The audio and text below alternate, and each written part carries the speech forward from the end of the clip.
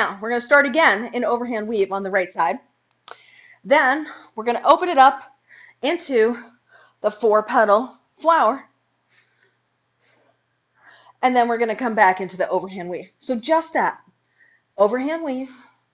And then open it up into the 4-petal flower. Now, I'm also doing this little tricky thing here. So I'm in my weave. What I'm doing is when the right hand, so I'm wrapping up the left, when the right hand comes, so you're in the over position and the under position. When it comes from the under position home, as if it was going to go back over, instead of coming back over, bring it to the back position here while you shoot the left one forward. Because if you do this, you could either come into your horizontal 2-petal, or you could go into your 4-petal. Tricky, tricky, tricky. Bring the right behind, 4-petal, and then back into your overhand weave. Right behind, left front, 4-petal, 1, 2, 3, 4, back to overhand weave.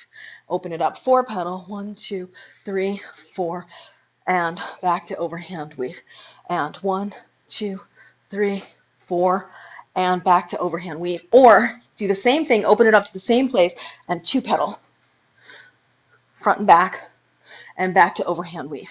Open it up to the same place, and 2-petal, and front to back. Now, I mean, you could go to the left side if you prefer, right? So if I'm in an overhand weave, when the left is coming home, bring it behind.